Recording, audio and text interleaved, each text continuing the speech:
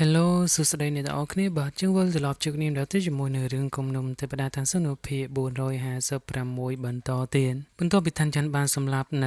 ហ្គីជីនហើយនិងលិនជីហើយនោះប្អូនប្រុសប្រកបនឹងក៏បានមកដល់ល្មមក៏សួរទីថាអីក៏លឿននៅឋានៈនេះទាំងដែលវានឹងគឺជាសិស្សកម្ពុជារបស់ទេវតាហេនឌីនិងទេវតាស៊ីយ៉ានសម្រាប់ភាពគឺមិនធម្មតានោះទេហេតុអីក៏ងាយស្រួលសម្លាប់ឋានៈនេះចឹងបានឋានច័ន្ទមិនចង់បកស្រាយហោហានោះទេក៏បញ្ញាប់ឲ្យវានឹងទៅជួយសុប៊ីងហើយនិងយិនជីនសម្អាតនៅទីនេះជាមុនសិនបន្ទាប់មកក៏ធ្វើដំណើរទៅកាន់ទីក្រុងនៃដែនដីមេឃីទី8ហើយលុបដានរបស់ពួកគេរួមជាមួយនឹងក្រុមរបស់ឈិនជីនរូផងដែរអញ្ចឹងអាពីក្បាលនោះងាប់បាត់ហើយដូច្នេះទេវតាហេឌីននិងទេវតាស៊ីយ៉ានវាមិនអាចអង្គុយស្ងៀមបាននោះទេពលប្រពគាត់គិតថានៅក្នុងរាជវាំងដែនដីមេឃីទី8គឺមាននៅរបស់ល្អជាច្រើនអញ្ចឹងគួរតែទៅពិនិត្យវាមើលជាមុនសិនទៅពួកគេក៏បានចាក់ចេញពីទីនោះយ៉ាងលឿនជាងងាកមកមើលស៊ីអូសាក៏បានចូលមកទាំងបញ្ញាប្រាប់ថាមានរឿងមិនស្រួលកាត់ឡើងហើយឈិនជីនរូក៏បានសួរថាមានរឿងអីកើតឡើងទៅដែលវាបញ្ជាក់ថាអធិរាជនៃដែនដីមេឃីទី8រួមជាមួយនឹងអធិរាជនៃដែនដីមេឃីទី7បានស្លាប់អស់ហើយដែនដីមេឃី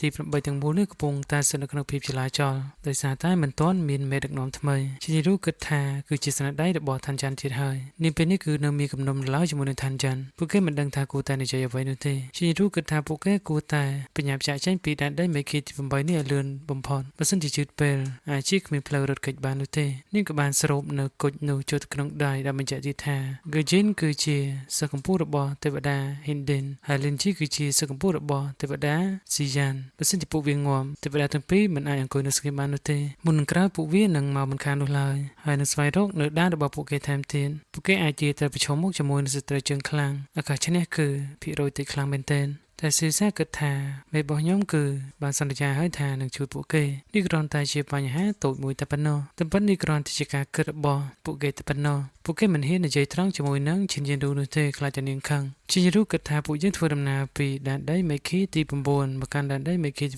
8នេះក៏ប៉ុន្តែចុងក្រោយមិនទទួលបាននៅអ្វីសោះអញ្ចឹងទៅស៊ីសាក៏បានញញឹមប្រាប់ទៅកាន់នាងទៀតថាគឺមានរបស់ល្អនៅដែនដីមេឃីដទៃទៀតបានរៀបចំសម្រាប់យើងដូចជាស្រេចទៅហើយអញ្ចឹងទៅក៏លីងអឺនឹងក៏បានបញ្ញាមកខ្ទប់មកពីរឿងលឿនកុំឲ្យវានិយាយទៀតទេសោះហើយចាប់ផ្ដើមរីស្នេហ៍ដាក់វាតែម្ដងពួកអ្នកទាំងពីរក៏បានងាកទៅម្ខាងនេះមានការសង្ស័យជាខ្លាំងអញ្ចឹងទៅក៏បងប្រុសរបស់ខ្លួននឹងក៏បានចូលមកបង្វែរដានរីអឺនឹងក៏បានមុតជាសៀសាយ៉ាងខ្លាំងនៅតែធ្លុយមាត់រហូតហើយពួកគាត់ទាំងពីរក៏បានមើលមុខគ្នាអ៊ីក្មួយនិងអ៊ំឋានច័ន្ទនិងបងប្រុសរបស់គាត់នឹងក៏បានធ្វើដំណើរមកកាន់ដែនដីមេឃីទី6គឺជាដែនដីមកតង់ទៀតវាមានទាំងដែនដីមេឃីទី5ទី4ទី3ហើយនិងទី1ទៀតអញ្ចឹងទើបតែមកដល់ដែនដីមេឃីទី6តែប៉ុណ្ណោះតែនៅទីនេះដូចជាទីក្រុងបោះបង់ចោលអញ្ចឹងវាពិតជាស្ងាត់ស្ងប់ជាងងំដូចជាទីក្រុងខ្មោចថាអញ្ចឹងគឺថាអាចជាមានរឿងធំមួយកើតឡើងនៅទីនេះមិនខាននោះទេអញ្ចឹងពួកគេនឹងទៅជួបជាមួយនឹងអធិរាជដែនដីមេឃីទី6ជាមុនសិននៅពេលនោះដែរក៏ប្រចាំនេះក៏បានបង្ហាញខ្លួនមកយ៉ាងលឿនហើយនៅទីពីររងចាំសិនឬតាមពិតទៅគឺវាបានពិនិត្យមើលនៅច្រកលំហក្នុងពេលវេលា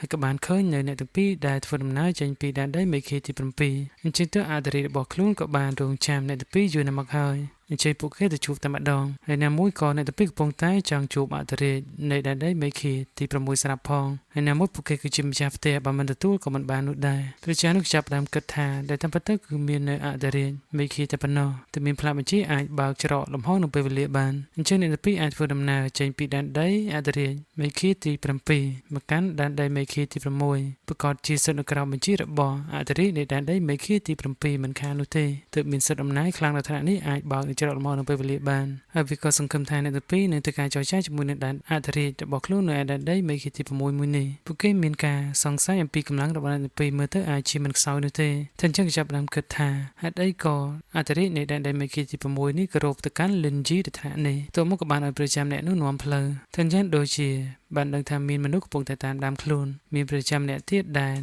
នៅខាងក្រោយហើយក៏បានចូលមករាយការណ៍ទៅកាន់មេរបស់ខ្លួនដែលប្រាប់ថាមានបេសកជនដែលមកពីដែនដីមេឃីទី7គឺសម្ដេចលើឋានច័ន្ទហើយនិងបងប្អូនរបស់គាត់នឹងគឺបានមកដល់ថ្មីនេះហើយត្រូវបានទទួលដោយអ្នកក្រៅបង្គាប់របស់លោកម្ចាស់ទី2អញ្ចឹងឋានច័ន្ទកំពុងតែជួបជាមួយនឹងលោកម្ចាស់ទី2ដែលមិនមែនជាអធិរាជធំនោះទេប្រចាំអ្នកទៀតដែលកាន់នៅក្របអុកនៅក្នុងដៃនឹងគឺជាបងប្រុសរបស់អ្នកគ្រប់គ្រងដែលឋានច័ន្ទហើយនិងបងប្អូនរបស់គាត់នឹងទៅជួបនឹងឯងចំពោះឈ្មោះគឺមិនទាន់បានបញ្ជាក់នៅឡើយនោះទេហើយគាត់សង្ស័យថាបងប្រុសទី2របស់គាត់នឹងគឺកំពុងតែគប់ខិតជាមួយនឹងអធិរាជនៃដែនដីមេឃីទី7ដែលត្រូវជាកូន សិស្សរបស់ទេវតាស៊ីយ៉ានជាមិនអាចឲ្យរឿងនេះកើតឡើងនោះទេដែលតាមពិតទៅគាត់គឺជាអធិរាជនៃដែនដីមេឃីទី6នេះនឹងឯងក៏ប៉ុន្តែគឺគាត់ដើរតាមហើយនឹងគោរពទៅកាន់ទេវតាហិនឌិនហើយចំណែកប្អូនប្រុសរបស់គាត់នោះគឺមានបំណងចង់ដើរតាមទេវតាស៊ីយ៉ានជំនួសវិញអញ្ចឹងទៅបានជាមានទំនាក់ទំនងជាមួយនឹងលីនជីដែលជាកូនសិស្សរបស់ទេវតាស៊ីយ៉ាននឹងឯងអញ្ចឹងក៏មិនអាចឲ្យប្អូនប្រុសរបស់គាត់នឹងធ្វើអ្វីដោយធ្វើប្រហែលនោះទេព្រោះថាតាមធម្មជាតិរបស់វា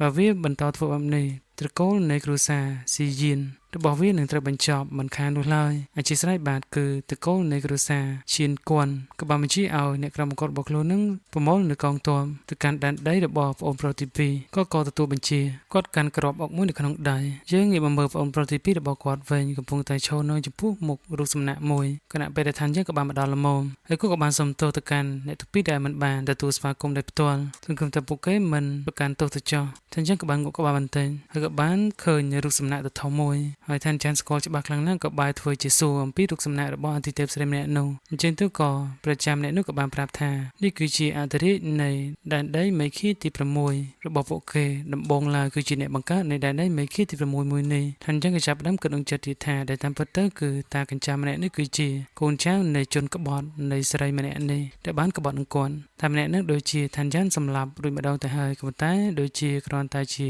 ជីវិតមួយរបស់នាងតែប៉ុណ្ណោះក៏បានអញ្ជើញអ្នកទាំងពីរឲ្យចូលទៅក្នុងពួកគេបានរៀបចំនៅកម្មវិធីដ៏ឡារឹកមួយដើម្បីទៅការណែនាំនៅឋានចាស់នៃពលរដ្ឋរបស់គាត់នឹងទៅកាន់បេសកជននៃដែនដីមេឃាដតីទៀតទាំងអស់មាន3នាក់បន្ថែមបរិបទរបស់នេះគឺជាបេសកជនមកពីដែនដីអធិរាជមេឃាទី5ប្រជាសកសនេះគឺជាបេសកជនដែលមកពីដែនដីទេវតាមេឃាទី1ហើយម្នាក់ស្រីនេះគឺមកពីដែនដីមេឃីទី3ទី5ទី1និងទី3ហើយក៏បានណែនាំឋានចាស់នៃនៅពលរដ្ឋរបស់គាត់គឺមកពីដែនដីមេឃីទី7តែមើលទៅពលរដ្ឋរបស់គាត់ដូចជាចលើមខ្លាំងមែនទែនក៏ធ្វើឲ្យម្នាក់ស្រីមកពីដែនដីមេឃីទី3នោះក៏អស់សំណើចជាខ្លាំងហើយក៏បានធ្វើនិយាយទៅកាន់គាត់តែតាមពិតទៅនាងបានកោតសរសើរអំពីអធិរាជនៃដែនដីមេឃីទី7យូរណាស់មកហើយតែប៉ុន្តែនាងមិនមានសំណាងគ្មានឱកាសបានជួបគាត់ដោយផ្ទាល់បើសិនជាទៅថ្ងៃណាកូនអ្នកទី2អាចជួយនាងគ្រាន់តែនិយាយចប់នឹងក៏អូនប្រុសរបស់គាត់នឹងក៏បានសើចយ៉ាងលឺ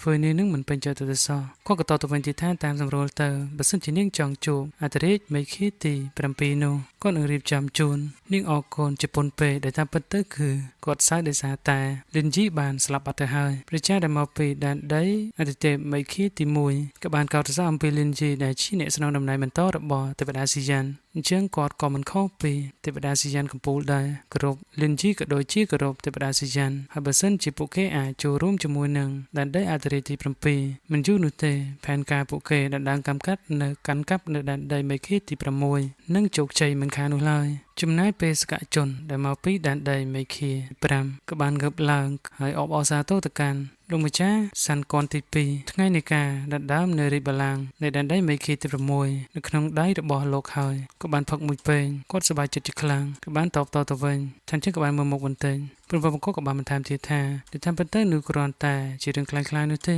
គ្រាន់តែលើកដៃចង្អុលទៅកាន់លោកម្ចាស់សាន់កនទី2នោះធ្វើឲ្យអ្នកទាំង3មានការភ័យខ្លាចជាខ្លាំងក៏បានស៊ូបញ្ជាក់តែម្ដងក្រែងទេវតាស៊ីយ៉ានជាអ្នកដាក់បញ្ជាមែនទេទៅកាន់ដែនដីអធិរាជដែនដីមេឃីទី7ថាចឹងកំពុងតែថ្មិចភ្នែកបន្តិចមិនទាន់មានការតបតអញ្ចឹងទៅក៏ធ្វើឲ្យលោកម្ចាស់ឆាន់កនទី2ខឹងជាខ្លាំងក៏បានងើបឡើងយ៉ាងលឿនតានេះមានឈ្មោះថាសៀងមីងឆាន់កនសៀងមីងហើយក៏បានលើកដៃស្វាត់ស្បាយបើសិនជាវាអាចទទួលបាននៅតំណែងធ្វើជាអធិរាជនៃដែនដីមេឃីទី6មួយនេះវានឹងគោរពទេវតាស៊ីយ៉ានវិញលែងគោរពទេវតាហេនឌិនតទៀតហើយពុនប្រពន្ធនោះក៏បានធ្លាក់នៅទៅពេលបញ្ជូមួយចេញពីក្នុងមួនពួកគេក៏បាននិយាយទៀតថាក្រៅនេះគឺជាដែនដីរបស់ទេវតាហេនឌិនតែលោកបាជាចង់ខុបខិតជាមួយនឹងមនុស្សរបស់ទេវតាស៊ីយ៉ានចំនួនវិញវាស្មើទៅនឹងជនក្បត់ហើយក៏ជាសត្រូវរបស់ខ្ញុំផងដែរដែលសត្រូវរបស់ខ្ញុំគឺជាមិត្តរបស់ខ្ញុំកន្លែងនេះអាចជាពិបាកយល់បន្តិចតែលោកមិនខ្លាចទេវតាហេនឌិនដឹងរឿងទេអីអញ្ចឹងទៅក៏បានប្រាប់នៅការពិតតែទេវតាហុងម៉ងកំណើតជាថ្មីរបស់គាត់នឹងគឺបានទៅចាប់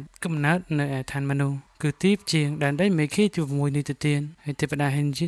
ឌិនក៏បានលេងខ្វាយខ្វល់អំពីពួកគេថែមទៀតផង អញ្ចឹងក៏មិនអាចឲ្យដែនដីមេឃី6ទៅជាបែបនេះនោះទេអញ្ចឹងឯងបានជាគាត់នឹងចង់ផ្លាស់ប្ដូរនឹងម្ចាស់ថ្មីងាកទៅរកទេវតាស៊ីចាន់ជំនួសវិញពេលសកជនដែលមកពីដែនដីមេឃីទី5ក៏បានងើបឡើងក៏បាននិយាយអំពីបញ្ហារបស់ពួកគេផងដែរថាទេវតាហេនឌីនមិនមែនជាមនុស្សល្អប្រមាណនោះទេចង់កណ្កាប់នៅដែនដីមេឃីទី6ផងនិងមេឃីទី9ផងនៅពេលនោះដែរក៏សូននៃរលកសំឡេងមួយក៏បានលេចឡើងមកក៏បានហៅនៅប្អូនប្រុសរបស់គាត់នឹងឲ្យទៅជួបនៅខាងក្រៅហើយគាត់ក៏ដឹងថាបងប្រុសរបស់គាត់បានមកដល់ហើយក៏បានដើរទៅមុខបន្តិចក៏បានសូមបញ្ជាក់ទៅកាន់ឋានចាស់នៃនៅបងប្រុសរបស់គាត់ថានៅទាំងពីរនឹងជ្រើសរើសខាងណាពិតប្រាកដចូលរួមជាមួយនឹងពួកគេឬក៏ធ្វើជាស្ត្រីរបស់ពួកគេឋានចាស់ក៏បានស្រូបនៅពេញស្រាមួយចុះទៅក្នុងដៃសេទាំងបញ្ចឹងក៏ស្លាយទៅប៉ុណ្ណេះភាគក្រោយៗទៀតគឺកាន់តែល្អមើល